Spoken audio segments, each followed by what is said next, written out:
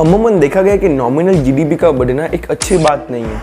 महाराष्ट्र की जीडीपी सबसे ज़्यादा है इंडिया में, जिसका कंट्रीब्यूशन है 13.8%। जीडीपी में डिक्रीजमेंट होना यानी लोगों की परचेजिंग पावर कम होना, यानी लोगों के पास पैसे की कमी आना स्टार्ट हो चुकी है।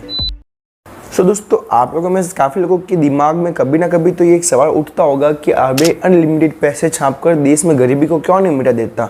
तो दोस्तों, इसका सीधा सट एक ही आंसर है कि कौन सी कंट्री कितना करेंसी छापेगी वो उसकी जीडीपी पर डिपेंड करता है।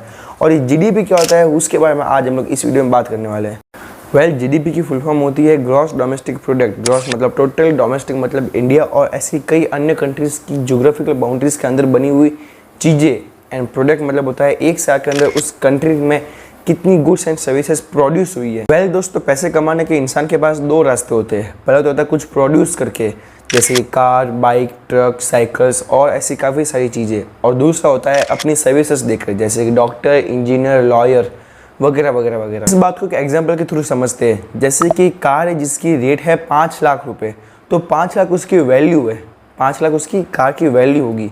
जैसे कि कोई एक सिक्योरिटी गार्ड है जिसने 1 महीने तक आपके यहाँ पे सर्विस की है, आपकी मतलब सिक्योरिटी की है, तो 1 महीने में उसकी जो सैलरी होगी मान लो 20,000 25,000, तो 20-25,000 उसकी वैल्यू, उसकी सर्विस की वैल्यू है।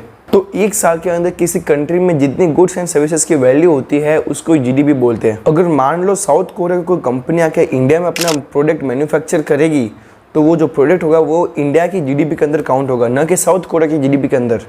अगर मान लो कोई मार्केट है और वहाँ पे कोई बार्बर बाल काट रहा है, कोई शॉप के ऊपर खिलौने बेच रहा है या कपड़े बेच रहा है, मतलब उस शॉपिंग मार्केट में लगभग हर कोई कुछ ना कुछ गुड्स एंड सर्विसेज प्रोवाइड कर रहा है, तो एक साल के अंदर उस मार्केट में जितनी भी चीज़ें बिकी होगी उन सबको अगर सम अप कर दे तो तब जो वैल्यू निकलेगी वही उस मार्केट की जीडीपी कहलाएगी। और ऐसे सेम का सेम जो प्रोसेस है वो इंडिया की जीडीपी में भी काउंट होता है। ऐसा ही सेम रूल इंडिया पर भी एप्लीकेबल है कि एक साल के अंदर इंडिया में कितनी चीज़ें बिकी है और कितने लोगों ने अपने सर्विसेज प्रोवाइड की है, तो इन सब की वैल्यू को अगर सम अप किया जाए तो लास्ट में जो वैल्यू निकलेगी वही है इंडिया की जीडीपी। और दोस्तों, वर्ल्ड की नंबर 1 जीडीपी है यूएसए की, जिसकी टोटल नेटवर्थ है $22.8 ट्रिलियन, और वहीं इंडिया की जीडीपी की टोटल नेटवर्थ है $2.6 ट्रिलियन। और दोस्तों, अगर किसी देश की जीडीपी इंक्रीज़ हो रही है तो मतलब उस कंट्री में उस साल पहले से बहुत ज़्यादा चीज़ें प्रोड्यूस हुई है, प्रोडक्शन बहुत ज़्यादा अच्छा हुआ है, उस देश की इकोनॉमी बहुत ज़्यादा अच्छी है, लोगों की परचेजिंग पावर बहुत ज़्यादा अच्छी है, और व्यापारी जो थे, बड़े बड़े व्यापारियों की जो कंपनीज थी वो बहुत ज़्यादा पैसा कमा रही है। पर अब दोस्तों बात आती है कि जीडीपी को काउंट कैसे करते हैं। तो दोस्तों, मान लो कोई पाव भाजी सेलर है जो पाव भाजी बेचता है, और उसको पाव भाजी बनाने के लिए नींबू और धनिया जैसी काफ़ी चीज़ों की आवश्यकता है, तो सबसे पहले नींबू खरीदने जाएगा, और अगर वो जब नींबू खरीदेगा तो उस नींबू की जो वैल्यू है वो जीडीपी में काउंट होगी।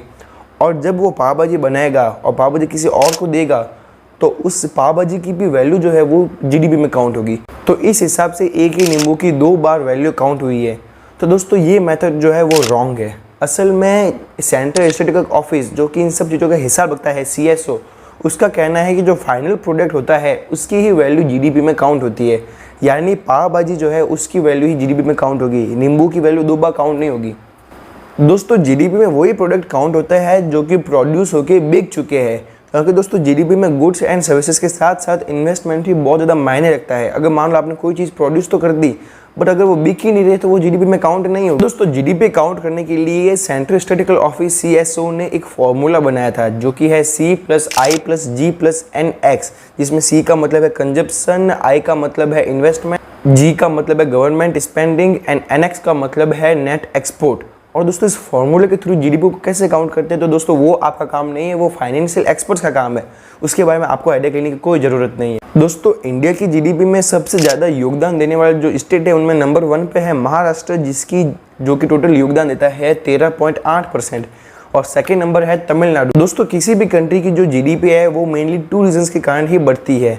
पहला तो है कि more production of goods and services, मतलब उस साल उस कंट्री में बहुत ज़्यादा मात्रा में चीज़ों को प्रोड्यूस किया गया है, और सेकंड होती है प्रोडक्शन तो इतना ज़्यादा नहीं हुआ पर रेट बढ़ गई, तो इस कारण पे जीडीपी मतलब इंक्रीज हो सकती है। दोस्तों, जीडीपी भी 2 टाइप की होती है। पहली होती है रियल जीडीपी, जो कि फर्स्ट केस मैंने आपको बताया था कि more production of goods and services, वो होती है रियल जीडीपी।